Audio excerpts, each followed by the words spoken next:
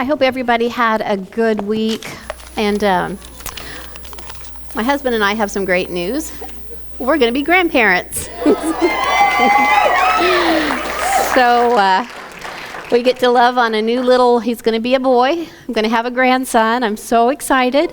But this is my extended family. So as my extended family, when you have prayer requests, the people you're supposed to call is your family to help you pray. And so if you would, my daughter and son-in-law, the baby's due in February. They are wanting to move back to this area, which thrills me. So if you would pray that God opens up the doors for the job so that I can be there right along with that grandbaby as it grows up, that would thrill your pastor's heart. Faster, not later. Yeah, yes, faster, not later, yes. Hopefully in your life, you have a circle of friends that will fulfill different positions in your life. And hopefully in that circle of friends, you have a friend that if you're going down a road that's not good for you, they're going to say, hey, we need to talk. You need to knock it off. Those are the friends that will help us succeed in life. You don't need friends that just agree with whatever it is that you say and they're always on your side. You need a friend that's real with you, that can sit you down, look you in the eyes, and say, all right, enough's enough. You got to make some changes here. Right. And so I don't know if you are that friend in the circle or if you're the friend that needs the talking to, but I'm going to be both friends this morning because that's how we get through life successfully, is if you have somebody that will say, here is what you need to do to get to the next level. Pastors, that should be one of their biggest jobs. Just like teachers, we are to help you navigate through this crazy journey called life and to give you the tools that you need if you don't already possess those tools. It's just like when you are a teacher, your job is to help them succeed, not to make them stumble. And I've had both kind of teachers. I don't know if you have or not. I've had the teachers that were on your side and they were patient with you, and then I've had the teachers that had just a little bit of an ego problem. They didn't handle their pride well, and they wanted to make it as difficult as they possibly could. I'm not that teacher. I'm the one that wants you to succeed, and I will be there right along with you. So today we're going to do a little bit of a foundational class for Successful Living 101. And if you already know this, then you can be my amen people and give me confirmation. If you don't know this, then hopefully it will help you get one step closer to a successful life. But before I start, we have a habit of when we hear a sermon, we think, is so-and-so here? They really need to hear this sermon. And we'll look around in the crowd to make sure. And if they are here, we might look around and look at them to see, like, are they registering? Do they know the sermon has their name on it? Well, that's sometimes a trick of the enemy because we get so busy thinking about, I wish so-and-so was here. This is exactly what they need to hear, that we kind of forget that maybe if we hang around so-and-so, maybe we need to hear it as well. Kind of like the scriptures where they were upset about the splinter in the neighbor's eyes, and Jesus said, well, first take the plank out of your eyes. It was much more than a splinter. So listen to this, and I'm talking to myself as well, and see if you can use any of it, rather than thinking, oh, so-and-so needs to hear this. Maybe we are the so-and-so that needs to hear this. To live a successful life, it cannot be achieved without being responsible and having self-discipline.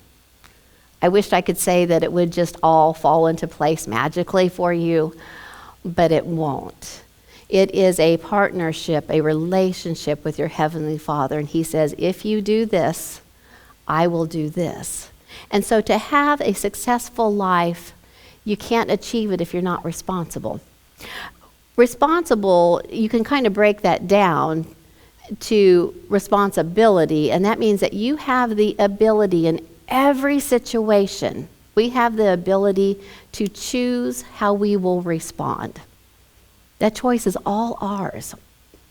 But to become responsible and successful, I'm going to give you a few steps that should set you on the road of knowing how to be successful in this thing we call life. We can't change anything in our life.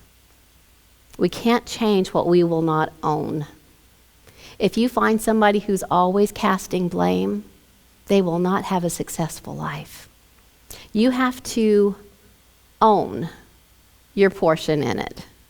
When there's an argument between two people, nobody is ever 100% right.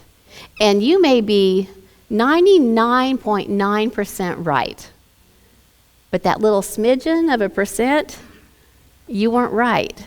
So you got to own that part. You have to own the part that you weren't right in. And that will get you on the key to success, because if God wants us to be anything, he wants us to be accountable for what we do in our life. So we can't change what we won't own if we're always placing the blame onto somebody else. The other thing is to change, we can't change what we ignore. I've been there just hoping the situation will get better and you don't have to say anything. Or if I don't see it, maybe it will just magically go away. That's never worked out well for me.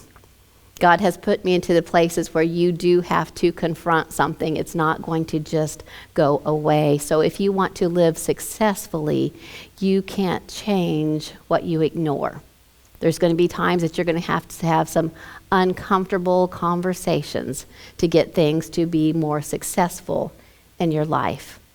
And the third one is so important because we can't catch a blessing if we keep casting blame. It's impossible. God will not bless somebody that goes around always saying, well, if it wasn't for this, if it wasn't for that, if it wasn't for them, I would be so much further along. That's where you will stay. But if you start looking for the blessings in the situation, God's going to pay you with more blessings. You can't catch blessings if you keep casting blame. Transformation in your life, or going to a better place, leveling up, if you will, getting closer to a successful life, requires ownership and to become the best version of ourselves that we can be. But how do we do that? Because, see, you can't deny what's happened to you.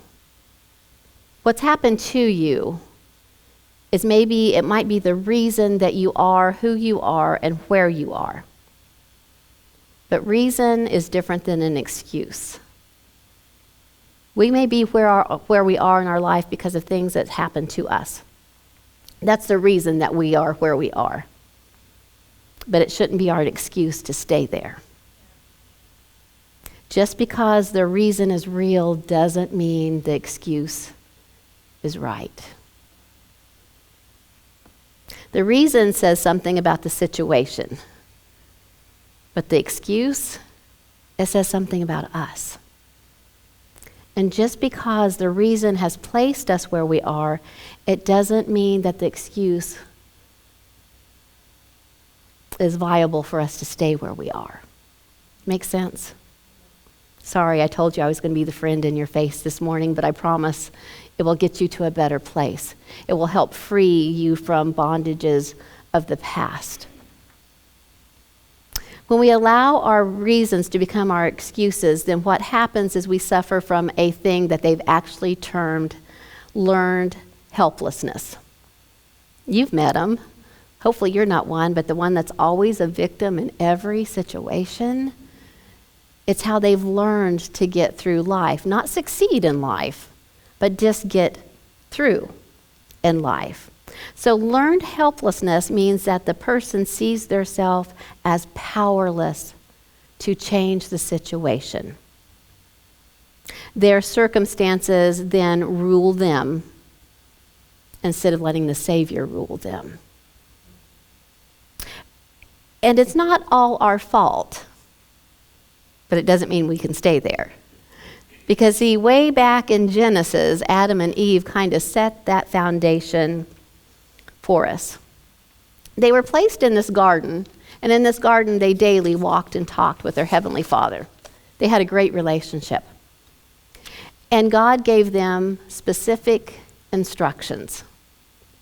Not instructions to take away their freedom, but instructions to protect them. And he said, of all these trees here, those good-looking trees with that great fruit on it, you can eat off of any of them except one. Don't eat off this tree or touch this tree because you'll die. Death will be introduced. He teaches us to live well, successfully. To be able to do that, you have to live with boundaries. He was the creator of the universe, so he knew how it ran. Just like the one that created the microwave, for our protection, not to take away our freedom, it will sit well with you if you don't put metal into the microwave. If you've ever seen somebody do that or you've done it by mistake, you know that's not how it was intended to be. He did not do that to take away your privilege and your right and your freedom. He did that to protect you. And that's what God did in the garden. He set up boundaries to protect us. Not to take away our freedom, but to protect us. When you have freedom, true freedom, then that allows you to look at something that you would love to say yes to, but you know you shouldn't. It allows you to be able to say no to that. You have freedom to choose. Real freedom is revealed in your ability to say no. You're not just a yes person. God gave us freedom to choose. But to live well, we have to live with boundaries. If you want a good job, the requirements are you have to show up. There's a boundary there. But isn't it worth that paycheck when you get paid for the full hours because you showed up and you worked them? So you had freedom to choose. But the right one is when you wanted to say yes to the bed, you said no. And you got up and you went to work so that you could live a more successful life. This wasn't God confining them. This was God protecting them. So in Genesis 3, though, what happens is Adam is there with Eve. Adam is supposed to be tending the garden and protecting the garden, but he let something slip in, and that was a serpent. And the serpent came to Eve and talked her into eating of this tree. Then Eve went to Adam and talked him into eating the fruit. So when God came, normally they would meet him, but this time they didn't. And they were hiding, and he said, "Why are you hiding?" Well, they spilled the beans. Well, 'cause we're afraid. We don't have any clothes on. He's like, "Who told you this?" And so he said, "Did you eat from the tree I told you not to eat from?" Now, he knew the answer. But he wanted to see if he was just dealing with somebody that was a little rebellious or if he was dealing with a liar or somebody who was going to cast blame elsewhere. Adam said, to throw it back in them a little bit, have you had people that you've been having that conversation with about something that they did, and all of a sudden the tables are switched and you don't know how you got there, but now all of a sudden you're the bad person? Well, this is kind of what Adam wanted to do here. God says, "Did you eat from?" And Adam said, instead of just saying, "Well, Eve gave it to me," he says, "Well, God, the woman you gave me, the one that you gave to me, that one, that's the one that told me to eat." So I did. So he turns to Eve, and Eve then blames the serpent. Well, it was the serpent's fault. It was the serpent's fault that I ate this. I wonder how different the story would be if Adam would have said, "You know what? man, I really messed up, God. You told me not to, and I did it anyway, and now we're in this mess, and I need you more than ever. Don't turn your back on me. I messed up. I need some grace, and I need some mercy. I think we would be living a whole different story, and I think our Bible would read differently. But that is not what happened. They weren't accountable. They blamed somebody else. They had excuses for the reason that they were in this mess. And so it started way back, and it's easy for us to continue that throughout society. However, that's a reason. Shouldn't be our excuse to continue to do it. But I do want you to know where this all started. Why do we blame other people? Because it makes us feel better about us. It's a lot easier to say, well, I could hold a job if it wasn't for my mom and dad that taught me never to stick with anything. Or, well, I could lose weight, but my mom, it's genetic. It's the way that she fed me.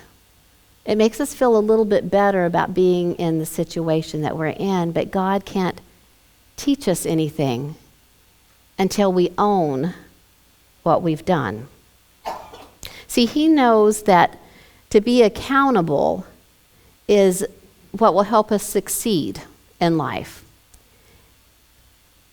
Don't stay around people that don't hold you accountable. It will defeat you and deplete you. God can't teach anybody anything that thinks they know everything. Do you know those people? And you finally just give up because you're like, you know what, you know it all, so good for you. I guess I will take my wisdom and understanding somewhere else because it's just wasted. God is the same way. He can't help somebody if He can't teach them. We are impacted by those that we are around. And for us to be successful, you need to look at your circle of friends. Is anybody in your circle of friends smarter than you? They should be. Does anybody in your circle of friends have more wisdom than you have? Because see, when you're a teenager, it's okay to have your circle of friends to go to the mall with and go to the movies with. But when you become an adult, you need somebody more than just somebody to go hang out with. You need somebody that you can talk to that will keep you on the straight and narrow. You need somebody that you can talk to that's maybe been down this road before. You need somebody in your circle that is wise, that you can pick up the phone and you can learn from them. Why? Because your circle of friends impact you more than anybody else. See, you can talk to your pastor and that's good, but you're not always real with your pastor. Your circle of friends, you're real with them. And so they can help you on this road to success. They can help keep you accountable. It's our responsibility, no matter what the reason is to overcome the excuses. Sorry, but it's true. It's on us. Everybody has had a story. Everybody has had a scar. And I'm sorry for your scars, but your story made you stronger because you had your story. But you have a choice of what to do with your story. It can be an excuse for the rest of your life, or it can be a reason to propel you to success.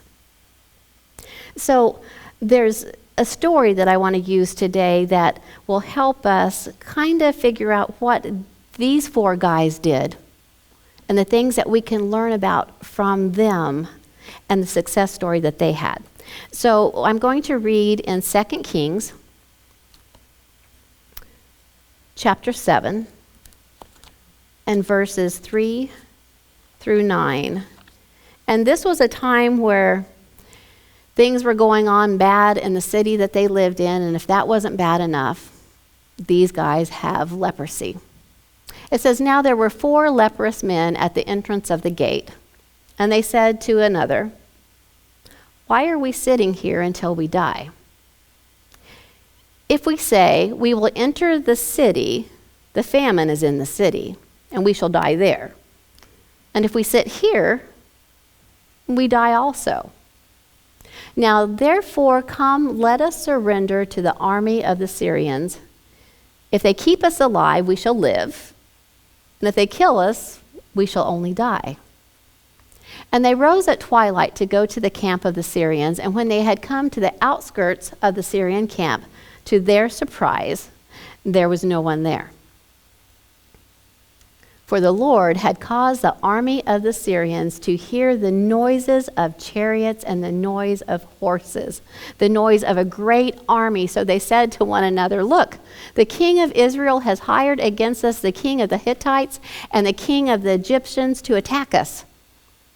Therefore they arose and fled at twilight, left the camp intact, their tents, their horses, and their donkeys, and they fled for their lives.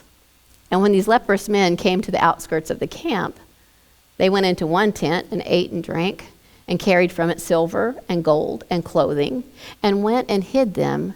Then they came back and entered into another tent and carried some from there also and went and hid it. Then they said to one another, 'We are not doing right. This day is a day of good news, and we remain silent. If we wait until morning light, some punishment will come upon us. Now therefore, come, let us go and tell the king's household.' So they were able to go back to the city and tell the king of the spoils that they had gotten there, and they were able to eat and have new clothes and money." So let's learn a few things about them. Leprosy was a very contagious disease. And if you were around somebody that had leprosy, but they didn't have the outward symptoms yet, you could also catch the disease. It was a slow-growing disease, so you could actually look healthy, feel healthy for years before it showed up. But it was already infected inside of you. So these guys who have leprosy, this was contagious. It wasn't something that they brought upon themselves. It could have been from something that somebody who had leprosy touched, or they coughed and didn't cover their mouth. And so when we find them, they could have been sitting around saying how it wasn't their fault. Poor, pitiful me. Why did this happen to me?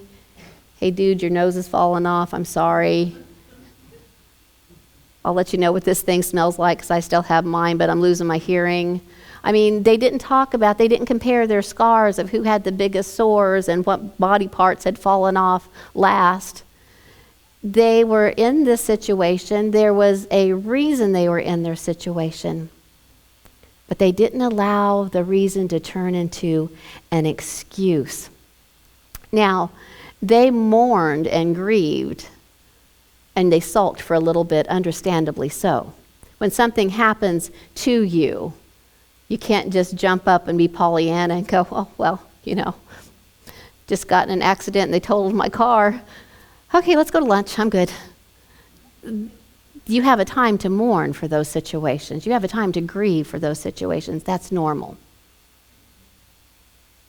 But if something happened to you that's unfair, if you stay there, then you're not going to be living a successful life. Your reason has now turned into your excuse, and it will stop your growth. Many things happen to us that's out of our reach, out of our control. Maybe you lost a parent at a young age. That's sad. And you have a reason to mourn that. But you can't let it be the reason that you killed somebody on the street. You can't let it become your excuse. And so these lepers, they're sitting outside the city because that's where they have to sit. And they started to talk. There became a point in their conversation where it switched. It went from poor, pitiful me to we're going to do something about this. So we're going to think about our options. So they list that the city has been attacked by these enemies. And it's not the lepers' fault. But all of a sudden, they're in the middle of this. You've been there. It's not your fault, but all of a sudden there's a family feud going on and you're right in the middle of it. There's discord going on among your coworkers, and it's not any of your fault, but there you are right in that shift with everybody else. There's a fight that's going on. But they didn't allow that to become their excuse. It was a reason that they were stuck there, but it didn't become their excuse. And then if that wasn't enough, now we have a famine going on and a drought that's going on in their life. We've been there. We have a drought in our life where our joy's dried up, our peace has dried up, our happiness has dried up, our finances have dried up. I'm getting older, sometimes my face dries up. You've got to get moisturizer. There's different reasons that we go through these seasons of dryness, of drought. And they weren't responsible for any of it. None of it was their fault. They didn't happen to it. Life happened to them. That's just where they were. But now they were talking, and they could have said, well, why wasn't the city prepared for a famine? They know this happens around here. And those lepers, why didn't they cover their mouth when they coughed? We've been robbed. And why didn't we have soldiers outside ready to protect us? This is a horrible situation that we're in. Poor, pitiful us. And they could have stayed there and they could have died there. But they said, we have reasons that we're here. You know what? But that doesn't have to be our excuse to stay here. We can do something about this. So they began to talk with one another. That's why you need somebody with wisdom in your circle. They weighed out the risk. They said, okay, what's our options? They did teamwork. That's why it's great when you can get other Christians on the same page with you, or other churches, or your church on the same page with you, because it says that one can cause 1,000 to flight, but two, God, I love his multiplication, can cause 10,000 to flight. You get together on the same page, you can change some things. You want things to be different in your life, start working with a friend to hold you accountable. Ask them to pray with you on this situation. So they got together as a team and they realized that talking about the condition was not going to change it. Have you had those friends? It's the same story. And you almost want to say, here, let me finish it for you. Because I've heard it time and time again. But what are we going to do about that? I used to have, at a point in my life, I had a lot of people that would call me with their problems, their situations, and I would listen patiently, and I would empathize with them and sympathize with them and tell them that I was going to pray, and we'd kind of come up with an idea of what they could do to make it better. And a few weeks would go by, and I'd say, so what's going on? And they were in the same circle, just this cycle that wouldn't stop. And it was taking up my time. I wasn't getting happier, they weren't getting happier, and neither one of us were succeeding. So I finally said, after we talked again and they liked the advice, said, yeah, I'm going to do that. I said, okay. I said, so now let's repeat what you're going to do. And they repeated it. And I said, now, the next time you call me, I'm going to ask you what you did to change the situation, or we won't have a conversation. And you know, the strange thing is my phone quit ringing quite a bit. And the sad thing is, a few of those people are still in the same situation. And this was years ago. So there has to come a point when you stop talking about it and do something about it. They made the decision, I won't die here. Make the decision, if you don't like where you are in your life, make that decision, I'm not going to die here. I'm not going to take my last breath in this same cycle, this same situation that I've been in up until now. I'm going to take some action. I'm going to change something. And what's great is when you step out, God steps out to meet you. So often in the Bible, we hear that Jesus' miracles was a response to something or someone. The lady with the issue of blood, he didn't run into her. She fought through the crowd and touched the hem of his garment. She was made whole. When they were at the wedding and they ran out of wine, somebody came to him. They took the initiative to say, hey, we have an issue here. Something needs to be done. When Mary and Martha and Lazarus was sick, they took the initiative to get the word to Jesus. God is a God of action. So he wants you to take those steps. But you don't have to walk alone.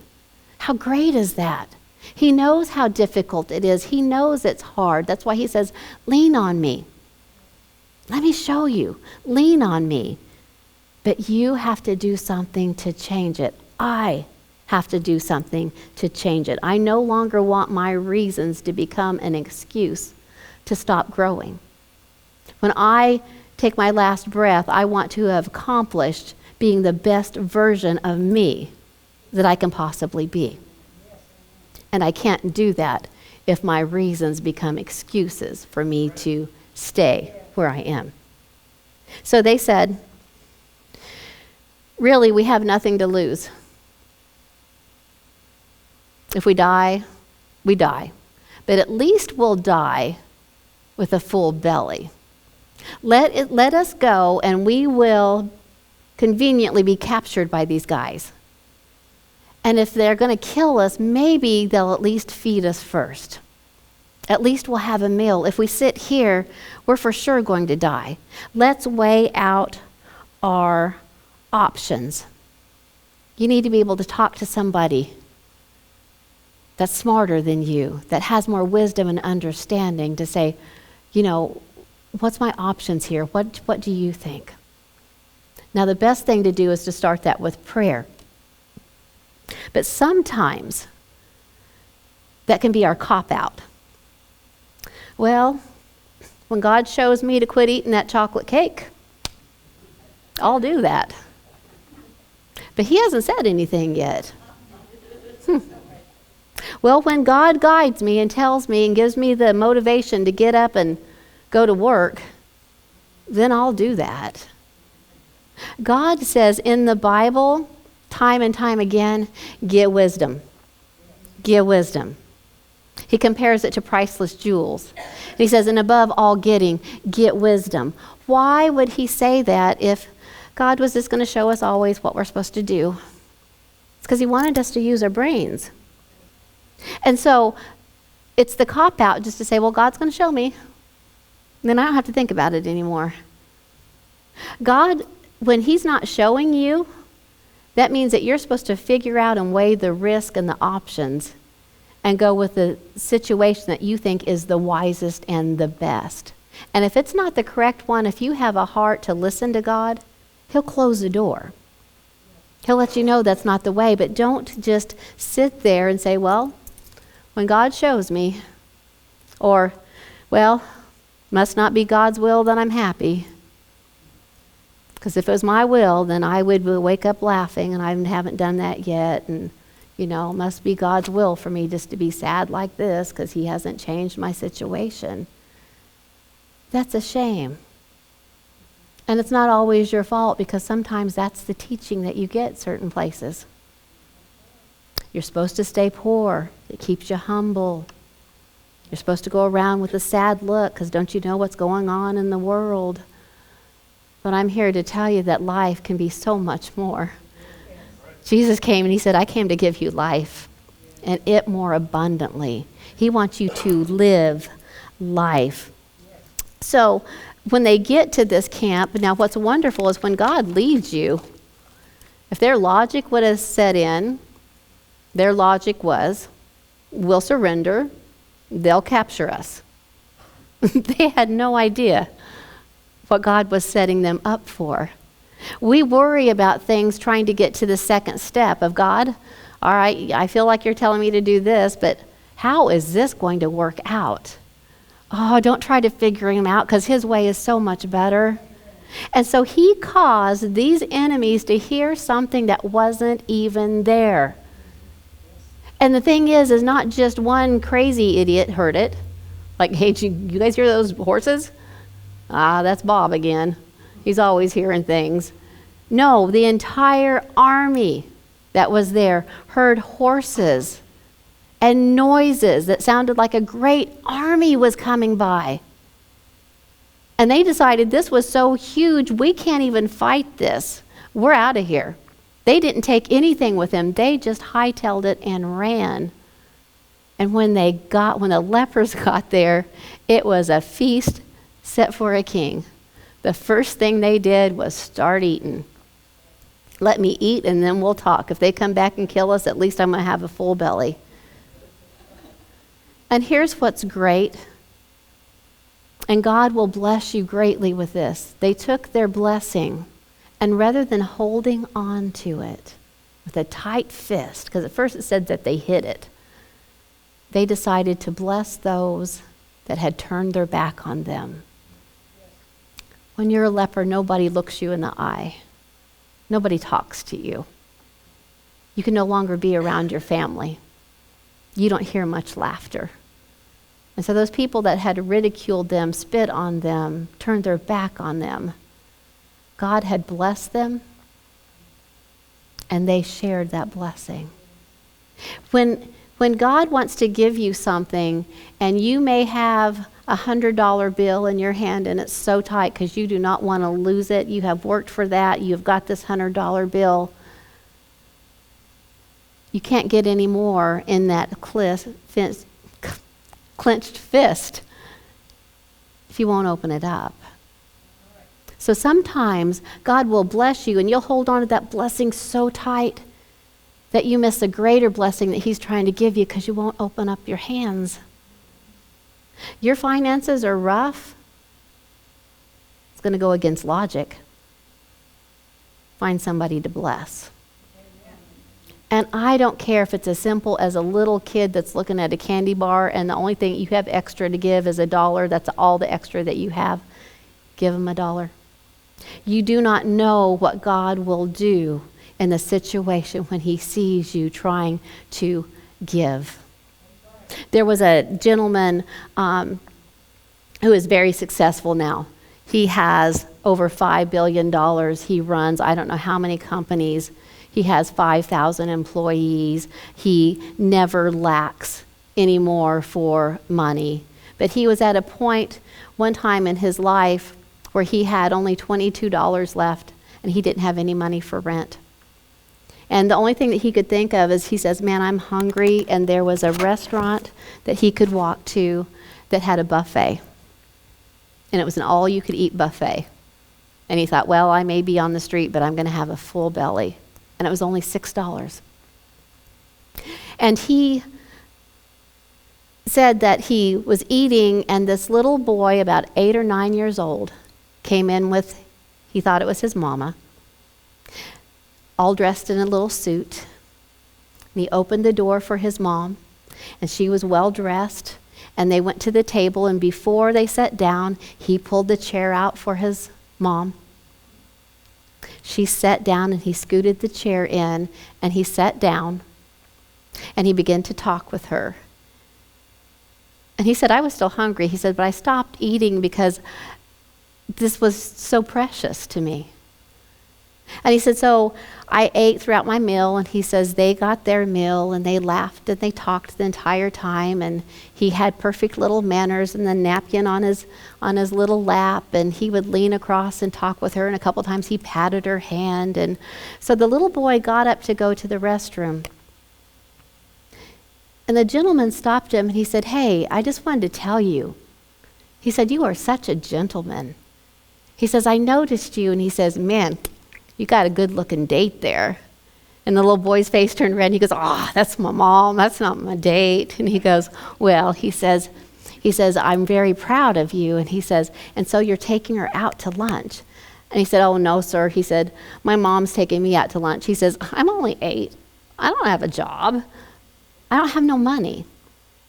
And he said, I didn't even think about it. If logic would have set in, I would not have done this. He said, but I reached in, and he says, I took out my money for the buffet. And he said, and I gave him everything else I had.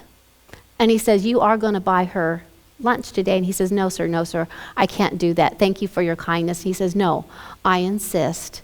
You have to be able to pay your mama's lunch. So he said, I walked out of the restaurant. He said, had a full belly, empty pockets. And he's like, you idiot, what did you do that for? He says, but I felt better than I had felt in weeks inside. He said, I had a feeling inside that I had never had. And he said, and I felt so good about myself. And I thought, well, come what may. He said, so I got home.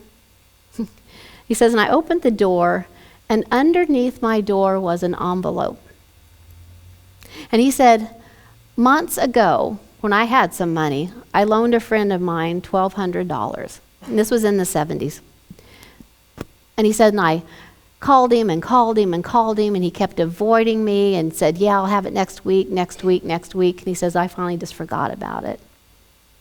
He said, but I opened up that envelope, and not only was there $1,200, he said there was a note that said, I'm sorry I took so long. Here's interest as well.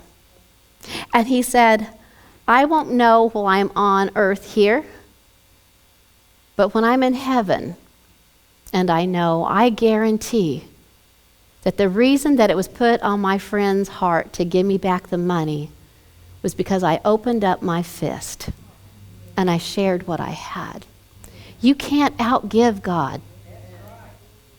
A gentleman that's a great speaker, his parents taught him from little bitty, especially his father. He said, when we got our allowance, we got $1 a week. And he said, my dad would pay us in dimes. And he'd say, do you know why I'm paying you in dimes? And they said, yes, because the first goes to our Heavenly Father. And he says, that's right. He said, so every Sunday when we would get our dimes before church, we would take that first one out, and he'd say, where's God's? And he says that taught us a lesson from early on. He says, my brother, who is now extremely good with business, he makes a ton of money, has given millions to charities. He says he has such a giving attitude. He says, we're sitting in the car on the way back from church one day.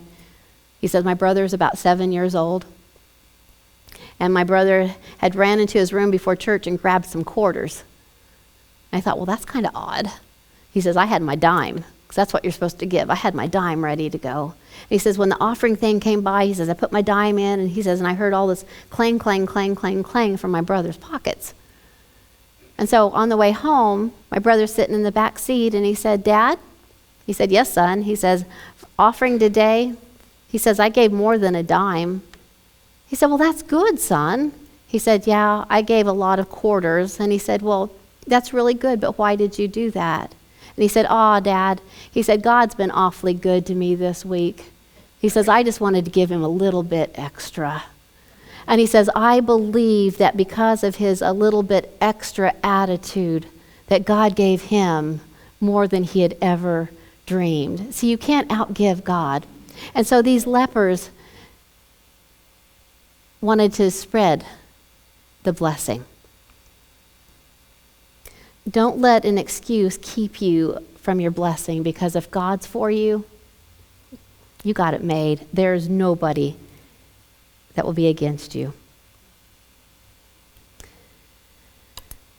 Another thing that they learned is that they paid their blessings forward. They didn't let their excuse keep them where they were. They stopped saying, poor pitiful me. They said, what is it that we can do? They understood teamwork. Their circle of friends, they talked about the situation, and they came to a conclusion.